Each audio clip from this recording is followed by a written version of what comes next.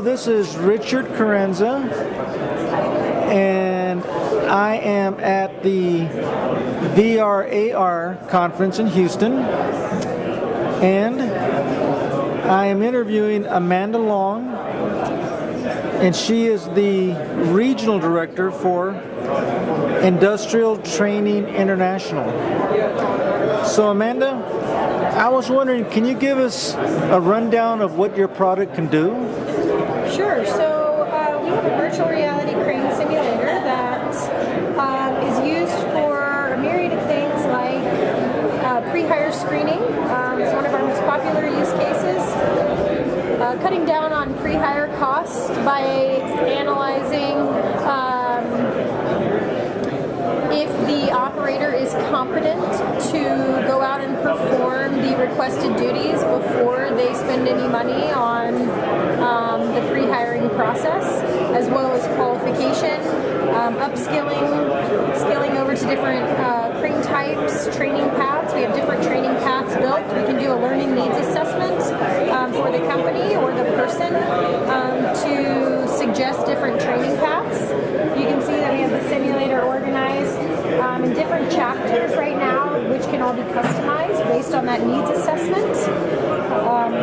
We create, for example, a journeyman path where they would have a little bit more higher skill to maybe be operating in the blind and be passing from one signal person to another. So they would go through that journeyman path, and it could be some different corridors. So here, some of the users of cranes are familiar with the CCO certification. So we have the CCO certifications for each one of these cranes catted into the simulator per the crane type that we have in the simulator. Each one of those can be practiced. We also have some corridors that can familiarize yourself with using multiple functions at one time.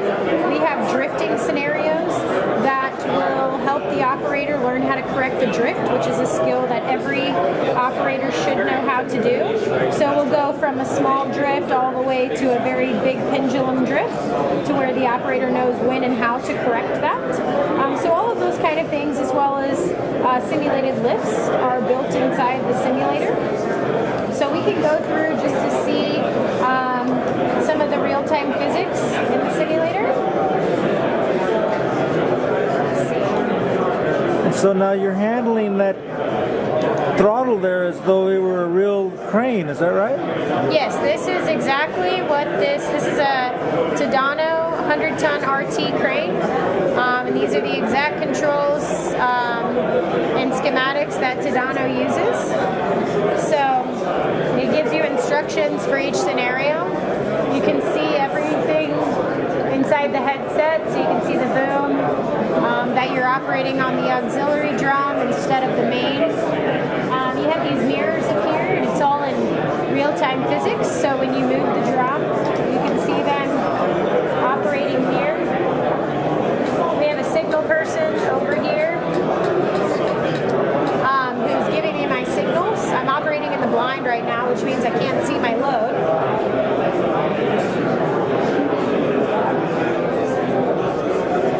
The signal person is talking to me inside the headset right now. Oh, okay.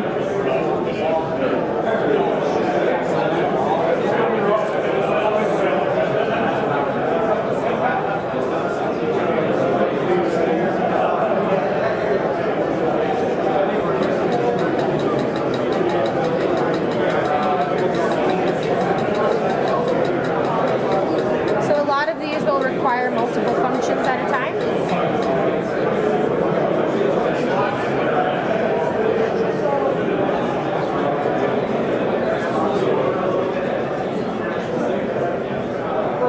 So you can see the entire job site.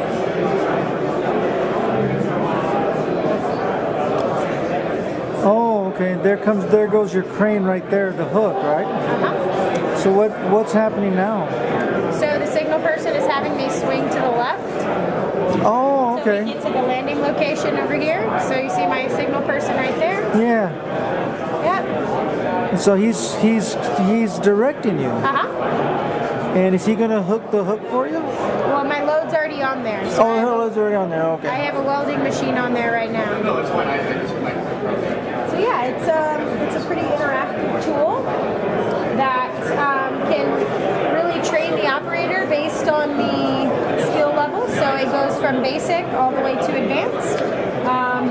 You can change the throttle RPMs to set the throttle lock up to a higher RPM. So it's again used in a lot of pre-hire screening as well as qualification and assessments. Yeah, so it's a really good instrument to cut down on injuries. Yeah, so if we think about what... Have qualified people out there doing this. Yeah, so if we think about the cost savings, not only from making sure you have competent people in the seat, but from the point of what it takes to train on the actual piece of equipment. So we need the space for that, we need the fuel costs, we need a qualified operator or trainer to be training the person in the seat, and that adds up to a pretty high hourly rate depending on the size of machine. So you're going to significantly cut down on your qualification time by being able to use a simulator 90% of the way before you put them in the seat of the cab. So we've had some veteran operators who've come through and been floored by the real feeling. It's different than simulators in the past where you have a very good experience on screens, but you can still look around and see your environment that you're sitting in. In VR, it gives a very different experience. So we've had a lot of success with veteran operators really enjoying the experience inside the headset. Amanda, I think that's great. Okay. Thank you for You're welcome, sir.